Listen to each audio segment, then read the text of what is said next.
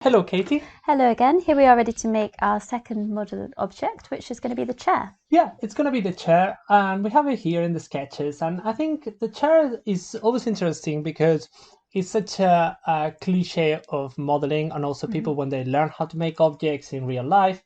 If you are learning sculpture, the chair is an iconic thing for designers, and they're very simple, but they usually work with symmetry. So we're going to learn a bit about symmetry. And Okay. the first thing we're going to do is drag and drop it into our project. But instead of dragging and drop it into our project, because we don't want to have to go through kind of putting it in position again, we can simply select our reference. And if we go inside, you see that the reference is an object that has a shovel.png Oh inside. yeah.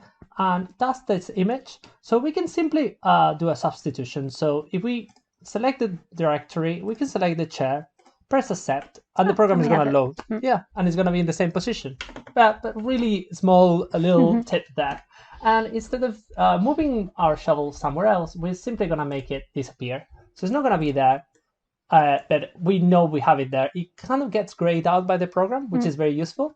And we can start modeling. Perfect. And how are we going to start modeling, I wonder? We're definitely going to start from a cube. So Uh-huh. I'm going to do Shift A, and I'm going to start and put a cube here. And let's see how we do symmetry, because symmetry is an interesting thing that at the beginning when I started using this program confused me a tiny bit. Okay. So to do symmetry, we imagine that we want to put this cube in here and have another cube that is going to be exactly here in symmetric mode, because that's how the chair is going to work. We're going to have this vertical piece of wood, and this is all symmetry. Yeah. So if we select in here in the modifiers, we have one called, I think it's called mirror, not symmetry. Mirror. And when we apply it, we put it there and nothing happens. Okay. And then I was like, okay, maybe the axis is wrong. I put the axis in Y, nothing is happening. I select different things and nothing is happening. And it took me a while to discover why was that happening. And there are two ways of solving it, but I'm going to show you the process of how the program is thinking and why this is working like this. The program is actually making a symmetry of the object, but the symmetry is always starting from this middle point. Okay. So what he's doing is making another copy of the cube inverted in this position. Okay, I see. so I'm going to show you that instead of moving the object, what we move is the points of the object. So I'm going to do a Control A, or actually Shift A, add mesh. I'm going to add a cube. So I'm going to do it with a second cube. I'm going to show you how it works if we do it in this way. I'm going to move this one a bit backwards out of the way. So now this cube, I'm going to go to the edit mode. I'm selecting all the points on edit mode, and I'm going to move it to the right. And now I'm going to do the same. I'm going to go to my modifiers, and I'm going to add a mirror, and magically now it's working. It is working. So let's see what happens. Let's try to understand what is the thinking behind the program. When I'm moving the points, I'm modifying the points, but the middle of the object is staying there. You see what we call the anchor point or the position. And actually you can see it, because if you go to the properties of the object that are somewhere around here in the transform, you see that the location is 0, 0, 0, rotation is 0, 0, 0, and scale is 1. That means that nothing has been modified.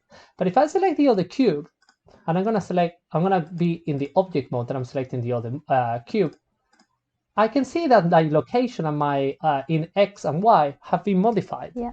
So we have two options. Either when we're working with symmetry, we try to always work with point mode and move the points of the geometry or the faces or the lines. So we always keep the center of the object in the point 0, 0, 0.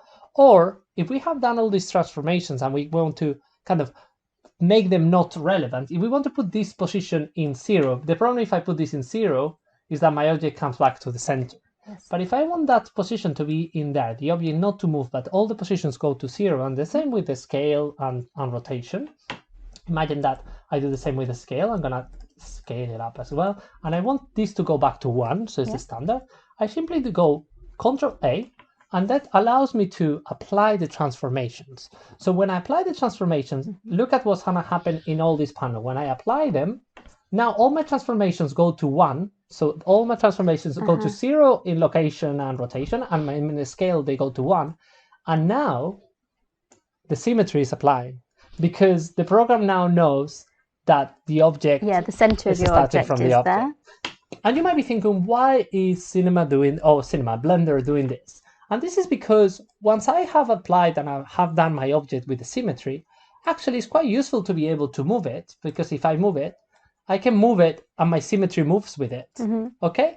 So it's quite useful when you get used to it, but remember that little thing. If you do Control A, you apply all the transformations. Now the object is starting on scale 1 and is starting from the center, and that problem is solved. Okay. And this problem, by the way, is the problem that will solve the bevel that we were having before. Do you remember? I'm going to very quickly show you before, when we're having a cylinder. If imagine that I start my cylinder with a quite a short depth, and I was putting a bevel. So here I was adding a bevel, and I was saying that a bevel can look quite good there with more transformations, and I'm going to make it smooth. So the bevel here is looking fine, is the bevel I want, but look what happens when I scale it up. I'm going to scale it a lot. Yeah, I remember that the bevel gets a bit distorted. Bevel gets distorted. So what I can do is, after having scaled it, I do Control A. I apply, actually I would only need to apply the transformations in a scale. And what is going to happen when I do that is my transformations on set is going to go from 12 to down to 2. Let's do it. Let's do all the transformation in scale. Now my scale on set is 1 and my bevel is working correctly. Okay. Okay? Yeah. So now you're you're making the object as it would be in its initial state. Exactly. What I'm telling the program is the object is not distorted. This is how I want the object to look when the scale is 1, 1, 1. So now the bevel is applying correctly. I know that it might be confusing, but it's good. I think I'm trying to explain to students why these things happen, so now we can work from them and start enjoying the program. Yeah, it's not just Blender being annoying. Exactly. So now that we have these cubes working, I'm going to mainly work on edit mode, and I'm going to start making the lower part of the chair. So the lower part of the chair is going to be like this. So it's going to go front and back. I'm going to have them here and here. And to make, what I'm going to make is, I'm going to make a loop cut through the middle. And now I'm going to I'm going to press spacebar to activate the move. I'm going to move that down. And we almost have that lower part of the chair. Probably these points, these ones, and these ones can go further away. To make them further away, sometimes what I do is I select one and the other. The point of selection is in the middle, and now if I do a scale and I only do the green, they kind of get further apart. Those are little modeling tricks that I've done with time. I learned with time. And now I can go back to my object. No, be careful with the object mode, because if I move it all. So what I can do is, in edit mode, I can select all the points. If I do select all, I select all the points. I'm going to move. I'm going to move them a bit further away. That's looking quite good. And now let's put it all under a subdivision. So add a modifier. Add a modifier. And you see that I have already my mirror modifier. Oh, yeah. So and you're just going to add more on top there. You can add as many as you want. And sometimes the order, in this case, the order is not going to be that relevant, but you can add, and the order might change them. If you want to move the order, you simply drag and drop. And so first applies the mirror and then the subdivision surface, or vice versa. So I'm going to do another subdivision there, probably 3 and 3. And I'm going to right click here. Oh, I want to be in object mode. I'm going to select my object and shade the smooth, because I like them smooth. And now I want my chart to have sharper edges. So it's going to be all a job of going in my edit mode. I'm going to select edit mode. In my loop cuts, generating some cuts. Yeah, just like we did before. Like we done before. We said it was going to be repeating tools and learning about modeling techniques, and it is. So you see that here in the chair, it depends on what you want to do. I like that this chair kind of is a bit smoother on the top and sharper on the bottom. Sometimes if we wanted it to be completely more like the profile to look more like a cube, I simply can make cuts, many cuts. So I could make, let's say, cut here, another cut here, and then vertical ones and vertical ones. So then I get a very chunky kind of sharp chair. But I can, if I want, and you probably saw it already there, if I make only one here on the bottom, I get this really nice profile. It looks like an inverted U, you see. So the top is a bit soft, and the bottom is a bit hard because that's the part touching the floor. So those little details with cuts, I recommend people to start exploring and learning how they work, because it's a very good way of working. And now let's make one of these legs. And I think when we make one of these legs, let's see, I was going to say that we could use both mirror on two directions at the same time to make the 4 legs, but actually this leg on the back kind of goes all the way. So if you want different types for our mirror, if we go here in the modifier, if I select here, I'm saying the axis is the X. If I do axis Y, you cannot see it because it's kind of copying the chair on this axis, and because it's kind of occupying both positions, you're not seeing there. But if I do set, you see, now it's inverted the other way. So I could select the entire object and move it so you can see. You see? So now it would be making set. And if I was to do Y, if I move my object towards here, you will see what it's doing. So I'm making many copies, all with different symmetries. You can activate many of them at the same time, only one, depending on what you want. In this case, we're only using I'm going to go back. Oh, I think I kind of, my mirror was in X, but I kind of got rid of some of the transformations. I'm going to do them again very quickly. Sorry, when I went back a bit too much. No worries. It's only doing a bit. If you missed this bit before, this is your moment to catch up. Cut, and cut.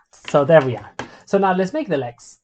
So I'm going to go back to my object mode. I'm going to do Shift-A, add mesh. I'm going to add another cube.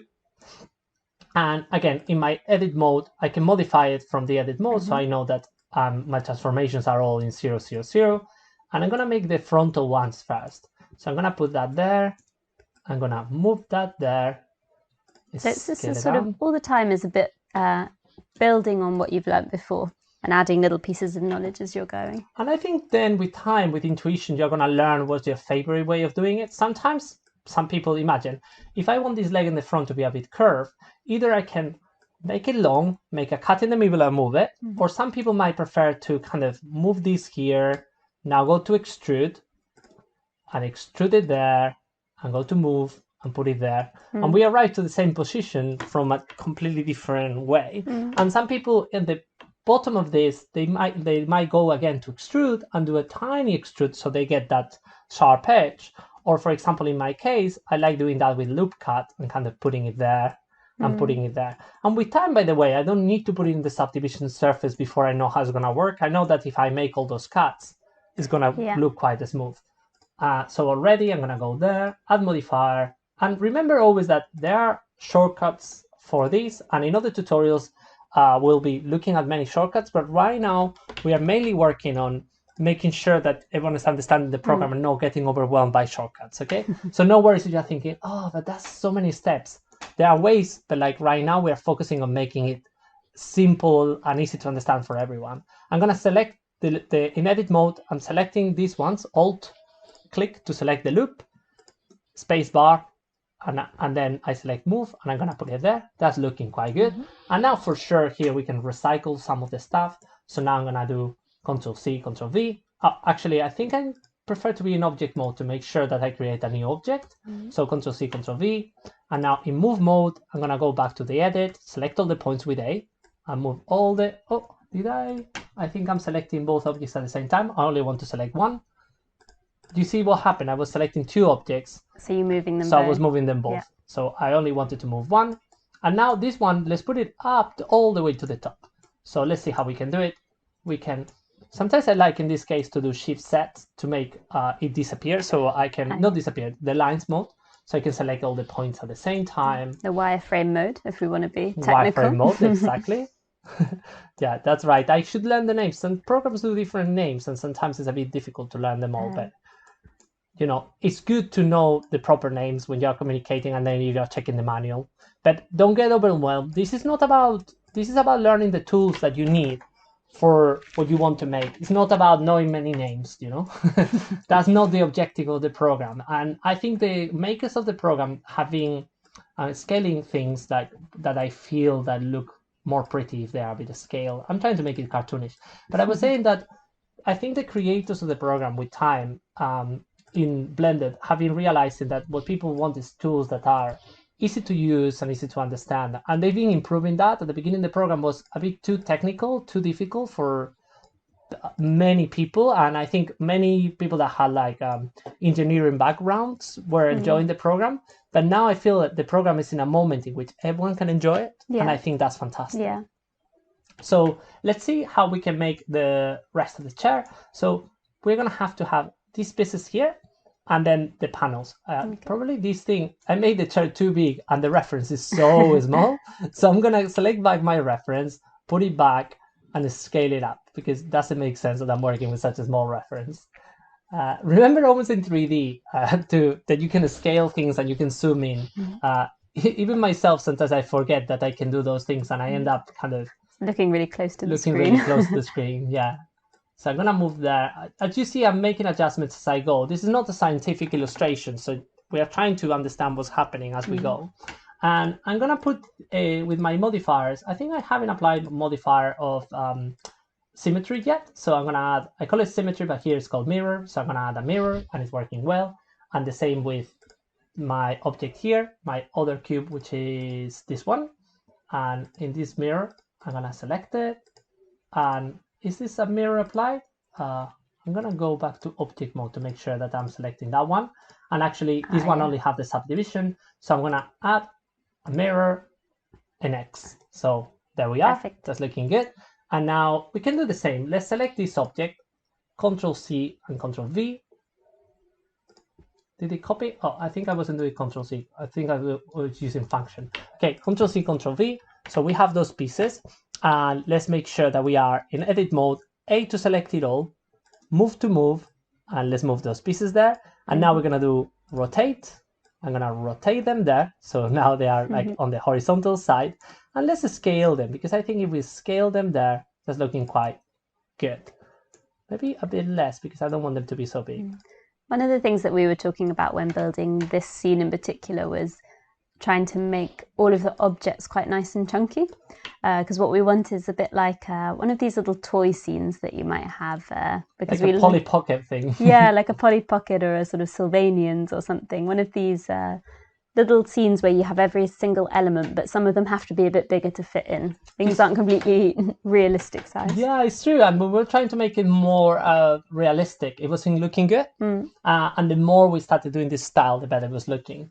So I'm going to copy again. I'm going to go to my object mode. I'm going to copy again one of these ones. And I'm actually going to get rid of the mirror mode. So I'm going to delete it here, pressing X to remove the modifier, because I'm going to make the seat using this geometry. It's just like saving a bit of time. So I'm going to go to the edit mode, select all the points.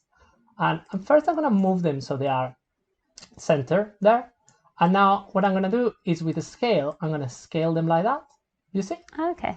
That was quick. And that was quick.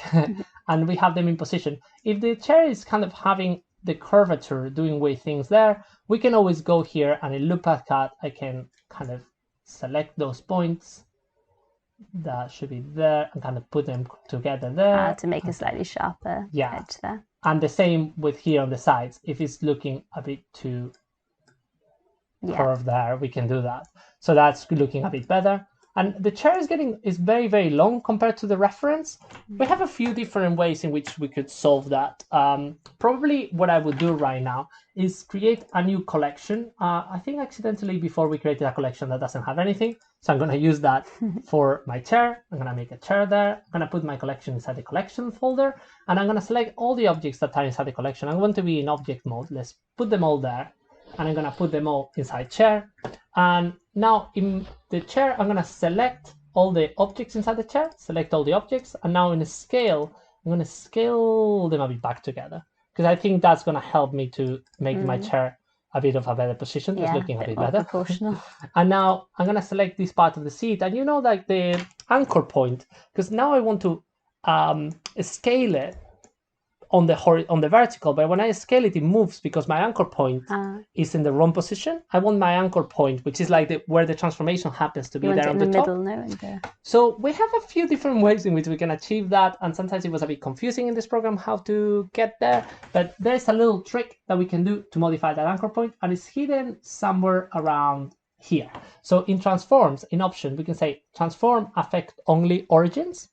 So now if I activate it, and now I go to move, you see that I move it, but my object doesn't move. You see? So I can move it to put it in there, and I can actually go here on the side view, put it there, so my anchor point is there in the middle. And now if I need to be very careful to deactivate it, because if not, we couldn't continue scaling or doing other transformations. If I scale it down now, I can do the transformation only on that direction, which is a great way of doing it. So now I can go back to the edit. I'm going to make it transparent, so I make sure that I'm selecting all the points of the prompt. Go to move. Make sure that that's touching there. Maybe I put it a bit inside. I'm just trying to make it so the chair makes a bit of sense. That's looking quite pretty. That's very nice. So what are we missing? We are only missing these 2 pieces. Yeah. And we are missing these 2 spheres. So for the 2 spheres, it's very simple. We're going to add a sphere. By the way, wouldn't have to be a sphere. We could do it from a cube. I thought you were going to add a cube actually for a minute there. No, but we're going to add a sphere. And this is quite a lot of geometry. Maybe you can do a few less segments. And I'm saying it because you want to keep this scene nice and light. Yeah. So this amount of segments and maybe this amount of rings might be enough. Remember that now when we are in object mode, it might look not smooth, but if you go right click, say the smooth, looks like a perfect sphere. Yeah, you need to be reasonable with the amount of geometry you're having in your scene, because this is just a tiny sphere on a chair as part of a whole scene. Exactly. And this is another, I made something by mistake because I was in edit mode when I generated the sphere. The sphere generated together with the seat. You see that the sphere and the seat are together. So that's a mistake that can happen, and I think it's good that it happened, because let's see how we can solve it. So one of the ways we could solve it, by the way, we could be working with both of them at the same time, but we would have to apply the same modifiers to one and the other. Yeah. So it can be a bit difficult and sometimes complicated, but we can go back to edit mode. I can select the sphere. So to select the sphere, be careful, because if you press A, you are now selecting the sphere and the seat because they belong to the same group. But what I can do is go to Shift Set. So I'm seeing things with transparency, and I select all the parts of the sphere. So now I'm selecting the sphere, I'm not the part of the seat. So now if I do right click, there's one around here that says, I don't know if it's a split or separate. I'm pretty sure it's separate selection. Yes.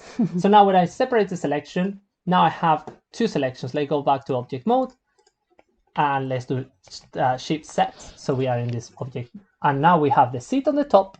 And the sphere separated. That's quite handy to know. That's a bit like, when your teacher says, I'm just testing you. That kind of thing. Okay, so now let's do the same. And this is good because we didn't want to apply symmetry here, but we want to apply symmetry to our sphere.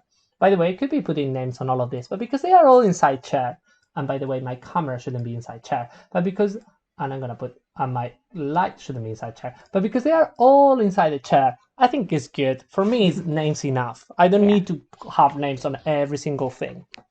But if you like putting names on things, you can put them. Yeah, I guess that's another part of what we're saying about being efficient with it and exactly kind of enjoying it. And you see what happened now? Because I did it inside the chair. Now my anchor point, my center point, is in the wrong position. It's like these are all the problems that can happen. If that happens, now we know, because we've been learning that you can do Control A and apply all transforms, and my anchor point now returns to the initial position, and everything is in 0, 0, 0. So we see how we are applying things that we did before. And now to move the sphere, in that case, I'm going to do it. Either you can do it in edit mode and you move the sphere so the anchor point stays in there, or if you want to do it in object mode, we can do it twice. We can move that there, do again Control A, apply those transforms, so my anchor point goes back there. And now we are going to apply a new modifier, and the modifier is going to be a mirror, and the mirror is going to be there. I need to move now my sphere back, so I can move it back there, and it's still not separated enough. So now you see things start getting confused if I do it like that. So I prefer, that's why I'm saying that I prefer to have my anchor point in 0, 0, 0, go to my edit mode, A to select it all, space bar, move, and now I can modify my sphere with the symmetry at the same time. And I'm applying it to both at the same time, so I'm all the time knowing what's happening. So there we are. And now I think I didn't do it completely right. Let me see. I should have it so it's there. And maybe this object it has been moved a bit, because you see that it's not kind of really not aligning perfectly. Oh no, actually it's perfect now. That's good. Okay, so those are the spheres, and now let's make the panels at the back. Okay, and for the panels at the back, we're going to learn another concept. It's not going to be that useful this time, but we're going to learn how to multiply an object in position. So I'm going to start, of course, I'm going to be in object mode, not selecting anything, generating a cube, because we love making cubes. And this is another modifier. I'm going to show you the modifier before I do anything. Is this modifier, and it's called array. And it's a bit like a cloner in Cinema. It just clones the objects many times. So you see that now when I put it, this looks like that, and it looks like my cube got longer, but in reality is now we have two cubes, but they are a bit too together. If I separate them here, you see that now we have a bit of separated cubes, and I can make many copies, and we are making copies that are continuing all the time. We can modify this, but only knowing this is quite good and enough for many of the things we want to do in this program. So I'm going to do spacebar and R to rotate. I'm going to rotate it 90 degrees. If I want to make sure that it's 90 degrees as well, we can go here in the transformation and do a -90, because that's what we wanted. And now, let's see, we actually only want 2 copies of the object. So I'm going to say 2 copies, because it's only for these 2 panels. And now I'm going to move it. So I'm going to move it there. I'm going to move it there. And it's quite cool, because you are already working. When I now go to my edit mode, I only modify the object on the bottom, but both of them are being modified. Yeah, I guess in theory in this one you could be also using a mirror again on a different transformation. Yeah, exactly, you could be using a mirror. You're completely right. That it would be different way of tackling exactly the same program. I think that's nice to realize how many different ways there are of doing different things, and how finding your best way is. You're completely right. You see that now I'm in point mode. So in point mode, if I rotate, both objects rotate at the same time. If I'm in object mode and I rotate the entire system. So now the entire system rotates. So it's a different transformation that I'm creating. And it's useful to try them both, depending on the situation you want to use one or the other. And this is going to be another moment in which, let's see how it works. I think I scaled them. The bevel is going to work well because I scaled it in point mode. I can actually know if it's going to work well because my scale is still 1, 1, 1. So when I apply the bevel, it's going to look nice and sharp. So I'm going to go here to my modifier, apply a bevel, and I could have put it inside the subdivision surface, but I want to show to people that sometimes I still use bevels. And I'm going to shade it smooth, and we have it there. It's looking a bit not very aligned, so I'm going to do a rotation and kind of move it a bit back. And I'm going to move it a bit back there. Doesn't need to be completely perfect, but that's looking much better for me. Yeah. And in the reference, it was a bit longer. So it's kind of annoy me if I see that it's looking very, very, very different from the reference. But when you make it yourself, when people make it, like anyone making it, remember that this is your own model, you know? You can make, this is the opportunity as well. You can learn so much through kind of trying to make your own version of the chair. I think it's a good way of practicing. Yeah, a bit like we saw with the shovel as well. If you want to make the handle a bit different so it looks a bit more like an axe, exactly, that's also fine. Yeah. I think it's very good for people to try to make it a bit different as they go. Okay, that's looking lovely, and as you were saying, very nice and chunky. If you wanted to make, for example, these a bit sharper like in the reference, you simply select this, and in edit mode, you would generate a few more cuts in the loop cut. So imagine if you want this, instead of being so smooth, to be a bit sharper, you kind of make a cut there and a cut there. Yeah. And now it gets a bit harder. Square. Yeah. Yeah. And then the final transformation I'm going to do just before moving there, I'm going to select the sphere, and I'm actually seeing that it's a tiny bit too small. Because I think if we were saying to people that they need to make things nice and chunky. Yeah.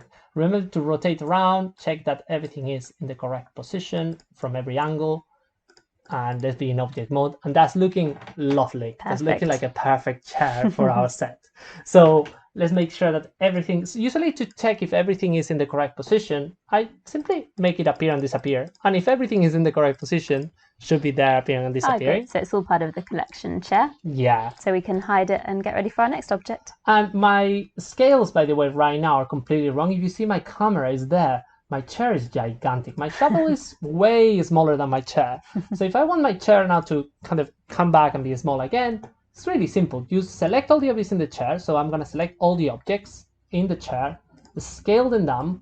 I'm going to scale them down to that position and just put that there. So now, oh, be careful. If I move the objects here, all my symmetries, I can go to getting a bit broken, but the scaling is working well right now. And then we'll check later how we can do all the transformations and everything without breaking the stuff. But for now, we have it there, okay? Perfect. All right, we'll see you in the next lesson.